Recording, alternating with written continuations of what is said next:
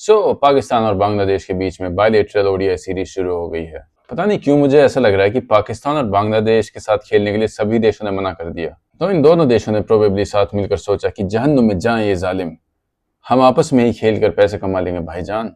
ठीक वैसे ही जब पूरी दुनिया के साथ ट्रेड खत्म होने के बाद पाकिस्तान और बांग्लादेश ने आपस में एक ट्रीटी करी कि we will trade with each other, कि भाड़ में गई दुनिया, हम आपस में एक दूसरे के साथ ही ट्रेड कर लेंगे और इस तरह से हम अपनी इकोनॉमी को आगे बढ़ाएंगे। पर मुझे एक बात समझ नहीं आती कि दो देश जो ऑलरेडी भूखमरी की कगार पर हैं, वो आपस में एक दूसरे के साथ ट्रेड करके अमीर कैसे हो जाएंगे। मालूम नहीं इतने हाई लेवल का अर्थशास्त्र ढाका यूनिवर्सिटी से आया है कि Lahore university, but you know what, it's all the same thing. वैसे भी अभी आईपीएल शुरू होने वाला है इंडिया में, दुनिया भर से क्रिकेटर्स इंडिया में आके स्टे करेंगे, कम से कम 1.5-2 महीना यहीं खेलेंगे, आराम करेंगे। It will be a off season for most of the cricketing world, and guess किन दो देशों के players are not welcome in IPL? Same old Pakistan and Bangladesh.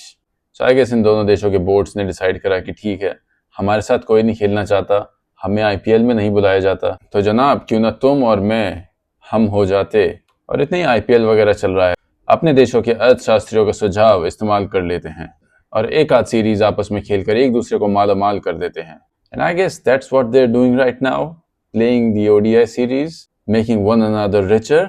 अच्छा, यहाँ तक की बात तो मानी जाती है कि ठीक है, इट सीम्स नॉर्मल, अब भाई और कोई खेल नहीं रहा, आईपीएल में बुला नहीं रहे, तो खेल रहे हैं भाई आपस में, क्या दिक्कत है। But what came next was a big surprise. इतनी दोस्तियारी दिखाने के बाद, एक दूसरे पर जान छिड़कने के बाद, इतनी पप्पियां झप्पियां करने के बाद फर्स्ट ओडीआई में जो हुआ वो तो किसी ने सोचा भी नहीं होगा। एटलीस्ट पाकिस्तान ने तो बिल्कुल नहीं सोचा होगा कि बांग्लादेश के एक प्लेयर को आईपीएल से निकालने के बाद पाकिस्तान ने वर्ल्ड कप में इंडिया के साथ ऑलमोस्ट अपना मैच बॉयकॉट करवा लिया था। They risked getting out of the tournament for Bangladesh. पूरी दुनिया में एक पागल प्रेमी की तरह अपने प्यार को इजहार करने के बाद पाकिस्तान को बांग्लादेश ने जो धोया फर्स्ट ओडीआई में, वो देखने लायक था।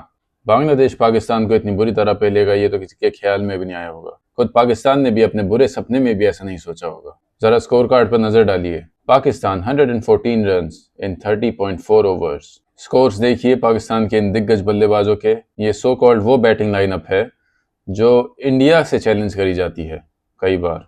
तो कुल मिला के बैटिंग में तो पाकिस्तान ने मुंह काला कराया ही। बॉलर्स ने भी कहा कि ऐसे कैसे आधी टीम ही मुंह काला करके बैठेगी। भैया मुंह काला होगा तो सभी का होगा और हम भी मुंह काला करवाएंगे। एंड आई गेस यही तमन्ना दिल में लिए हुए वो ग्राउंड में उतरे, क्योंकि ठीक वैसा ही हुआ जैसा वो चाहते थे। अल्लाह मियां ने उनकी दुआ कबूल करी।